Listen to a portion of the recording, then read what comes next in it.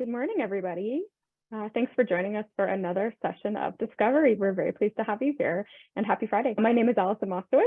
I am the Director of Engagement at Efficiency Canada, and I am joining you from Calgary, Alberta, home of the Blackfoot Confederacy, the Tsuut'ina Nation, the Stoney Nakoda Nations, the Métis Nation, Region 3, and all the people who make their homes in the Treaty 7 region of Southern Alberta.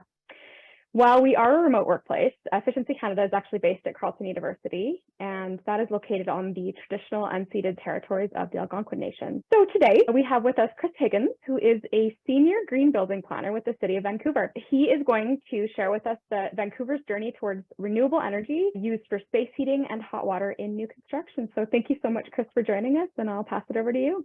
Great. Thanks very much, Allison. So I work with the City of Vancouver. I'm working today from City Hall, the traditional territories of the Squamish, Musqueam, and Tsleil-Waututh peoples.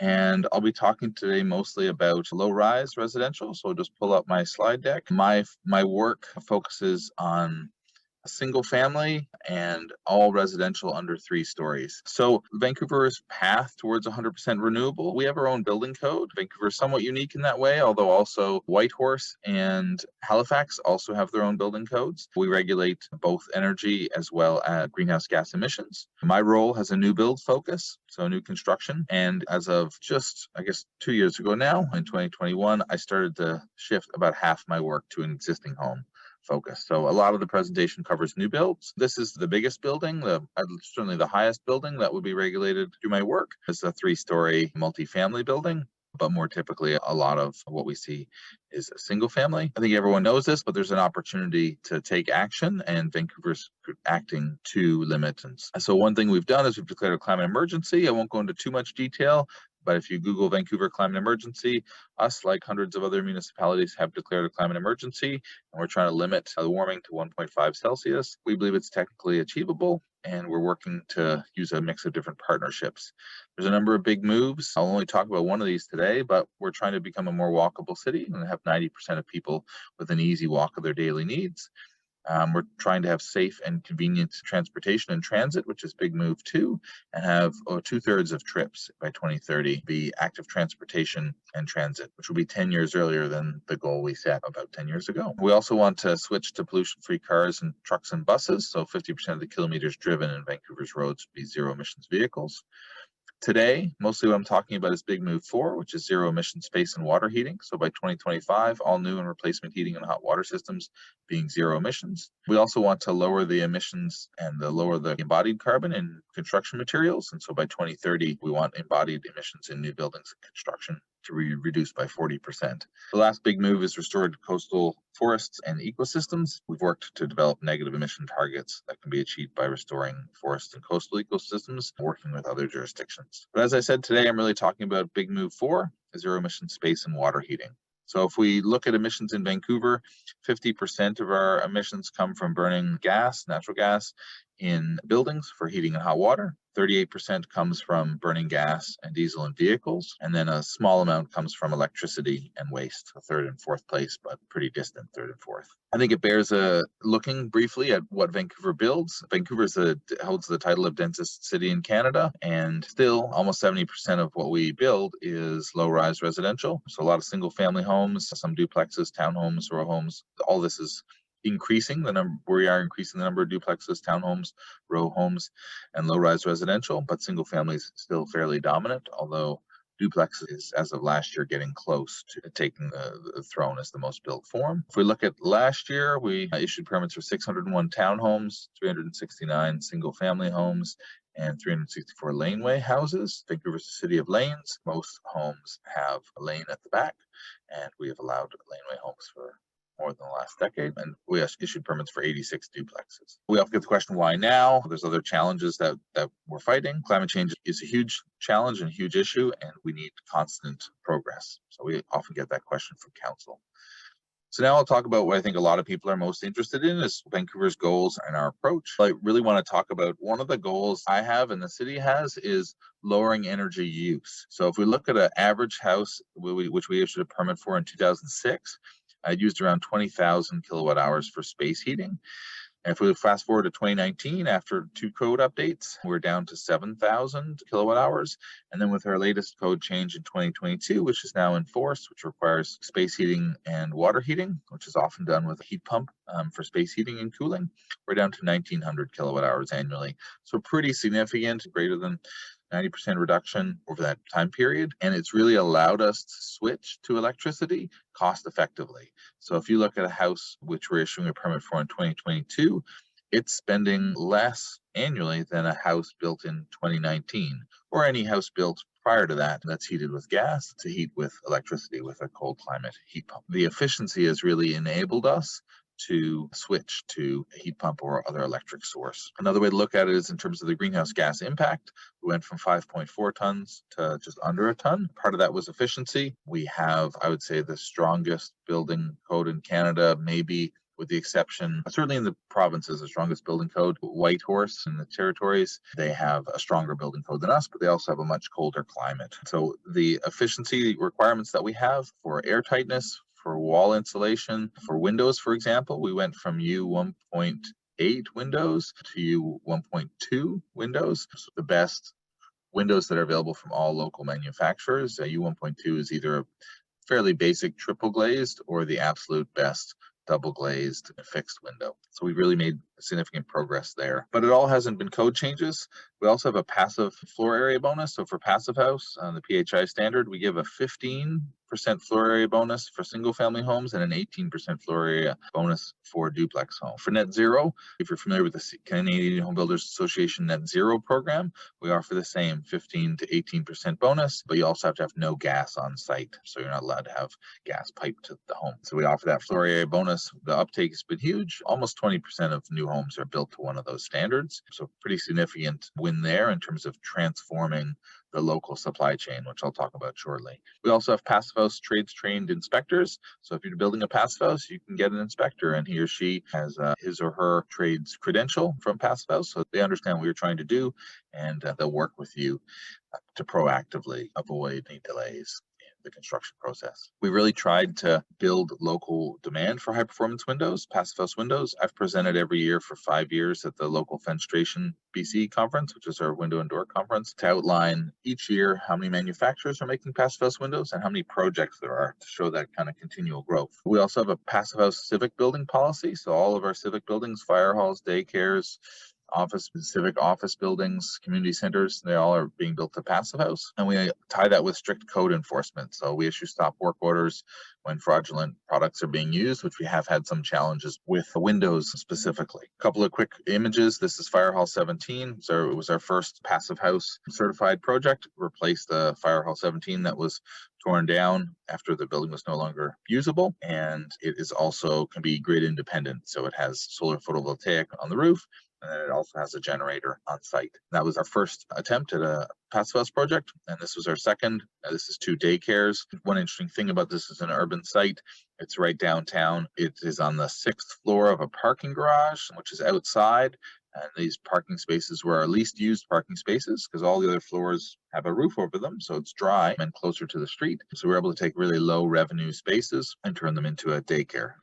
In this case, that's actually 2 passive house daycares. So just a couple of quick photos of those. All the windows you see there are from Cascadia Windows and Doors, a local window and door manufacturer that's invested in all of their lines. You can now purchase a passive house certified product, or you can get a double glazed product as well in the same line. It's really a pretty significant transformation. One policy I wanted to talk is an ice breaking policy. Before Vancouver switched to no longer allowing fossil fuels for space heating and hot water, we set a requirement for large homes over 325 square meters, roughly 3,500 square feet, a little smaller, but roughly 3,500 square feet. We set a 3-ton limit that applied to the entire property. So if you have a pool or horse stables or snow melt in your driveway, all of that was counted in the 3-ton limit, which we had from 2018 to 2021. And in 2022, I moved it down to 2 tons. So this is really just for large homes, but it allows those with the greatest wealth to be able to demonstrate leadership in addressing climate change and developing the supply chains for heat pumps and other low carbon heating and hot water solutions. So what does it mean for homeowners and renters? Certainly lower energy use, improved comfort, and improved resilience and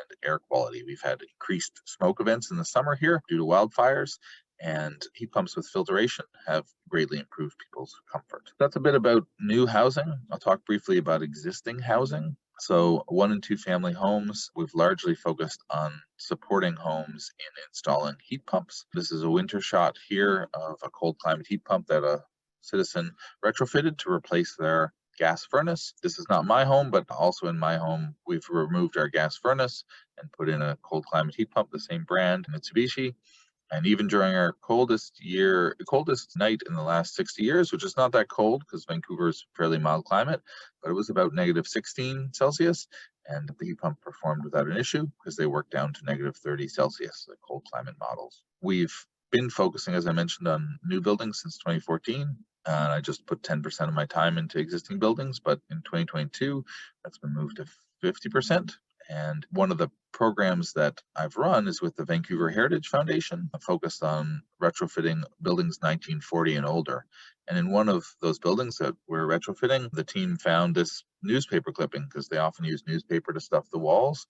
And they found this newspaper clipping of the first heat pump installed in Vancouver. Which is pretty interesting. The article dates from the 1940s, and now we're encouraging and turning to heat pumps as a solution. So it was fun to find it as part of a renovation of a 1910 home. I won't go into details about heat pumps and how they work, but they're basically pulling heat from the outside in the winter and releasing it inside, and then in the summer doing the reverse. So pulling heat out of the home and exhausting it outside using a refrigerant cycle. We, as a city, have switched. We no longer allow simple air conditioning units that are permanently wired or plumbed. So we are only allowing full heat pumps. So systems that can heat and cool. So let's say you've got a single family home and you have gas heat and you want to add cooling, you can, but you have to add a full heat pump. You can keep your gas furnace if desired, but you have to add a heat pump that's capable of heating and cooling. Ways we support citizens at taking climate action. City staff, I visited 36 homes in the last year when citizens have requested it, to see how they can retrofit a heat pump. Do they have enough electrical capacity? What has been my personal experience with having a heat pump in our 1908, and what the sort of cost range they could expect to see in getting quotes, and what the rebates are available. Vancouver has a $6,000 heat pump incentive, although we are moving it down to $4,000 after April 1st of this year, to really assist and try to offset the cost of installing a heat pump, to get you to parity in terms of the cost of a heat pump compared to a fossil fuel furnace like a natural gas or an oil-fired furnace. We also launched a program, a Home Energy Navigator, with a number of other municipalities, including the city of Victoria, where citizens can get support in understanding if their home would be a good fit for a heat pump, and understand some of the rebates that are available and the process to go through the rebate process. So as of January 1st of this year, we're again no longer allowing wired air conditioning, so only heat pumps are allowed to be installed. One goal here is to improve the supply chain. We worked with the Heating, Refrigeration, and Air Conditioning Institute to develop that requirement. And one of their comments, because they were very supportive, was it'd be great if you guys had developed this requirement 10 years ago, because that really does simplify the supply chain, as opposed to having a warehouse full of one-way heat pumps that only do air conditioning, and then another part of the warehouse that's full of systems that can heat and cool. It really simplifies the supply chain at really pretty modest additional cost. We also set a requirement for large renovations to electrify. So if you're spending over $250,000 in declared value, then you must electrify your heating and hot water as part of that renovation. So that's been quite successful. We anticipate we'll probably get maybe 20 to 30 of those kind of renovations coming in this year. I want to talk a little bit about the new buildings consultation work, just a couple of quick slides. New buildings consultation, the Home Builders Association of Vancouver has been a long-time supporter, as well as the Urban Development Institute, the Architects Institute of BC, and the Engineers and Geoscientists of BC. We like to keep them informed about the changes, and we reached out to over 50,000 individuals, organizations that represented over 50,000 individuals, consulting on changes to the new building. And we made the change over the time frame was over 9 months, and we allowed a little bit of additional height because we were requiring a little bit of additional insulation, the attic, and a little bit more space. We allow the home to be just slightly bigger because we are requiring more insulation. We also engaged with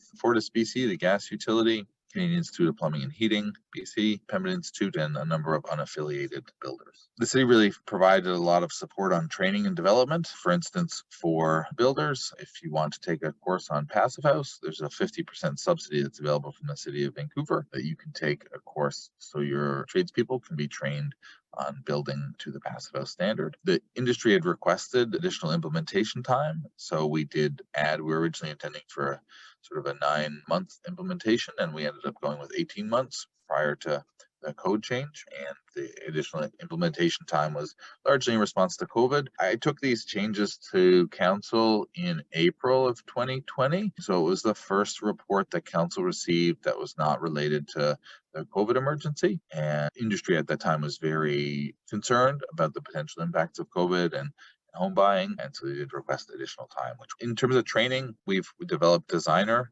training for architects and designers, both on low carbon heating systems for new construction. So whether it's an air to water heat pump or an air to air heat pump or a geo exchange system. We've also developed trades training, BCIT, on installing the heat pumps. And we've also been coordinating training with other groups throughout BC, specifically around heating with heat pumps. That's been a big shift for us. Many other provinces, my home province of Newfoundland, heat pumps are very common, but in British Columbia, they're a little bit newer for us. I thought I'd give a quick timeline example. I'm coming closer to the end of my slides. I started to get engagement and feedback in June 2019 and provided education to the industry. We delivered a course on air to water heat pumps in January 2021, and our original date was going to be June 2021 for the bylaw effective date. We did end up moving it when more time was requested, and the implementation moved to January 1st, 2022. To give a little sense of some timing, I thought I could talk about some of the outcomes before I close. They're pretty significant. So if you look at carbon pollution, we have a reduction of 86% compared to our 2007 baseline. So our building code deals with space heating and hot water heating, which are the biggest pieces for us, but we still do allow cooking with gas. We still allow gas fireplaces, though there is a limit of 2 gas fireplaces. We still do allow cooking with gas, and we still do allow ancillary gas uses. A gas dryer or a gas barbecue are 2 common examples. We work to align our changes with the BC Step Code. If you're not familiar with the BC Step Code, please Google it. You can learn a lot. We're at BC Step Code Step 4 for Part 9. So there's 5 steps in the BC Step Code, and we're 1 from the top.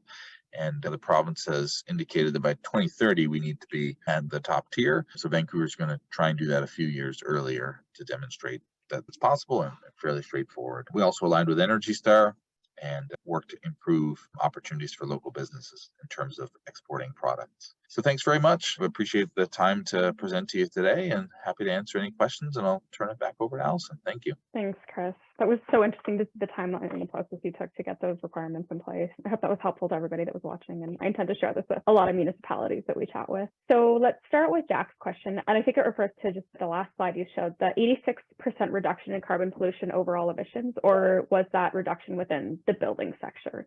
Yeah. Great question. That's in buildings. Overall emissions are down, but certainly not 86% down. I don't have the number at my fingertips, the amount that overall emissions are down, but overall emissions are down, but not by 86%, certainly. That's just in buildings. Buildings is my work entirely, and so that's the piece that I know about, but I certainly request, and I'm sure get the statistics overall for what we're down. And again, it's just in Vancouver, so it's not like a BC or Canada-wide statistic. Fantastic. Thanks, Chris. So that unfortunately brings us to time. We have a few more questions in the chat, but I encourage you to reach out to Chris if you didn't get your questions answered or if you'd like to know more. Thank you, Chris, so much for joining us. That was just an absolutely wonderful presentation. You're a wealth of information. We really appreciate it. And have a wonderful Friday, everybody. We'll see you next time. Thank you. Bye-bye.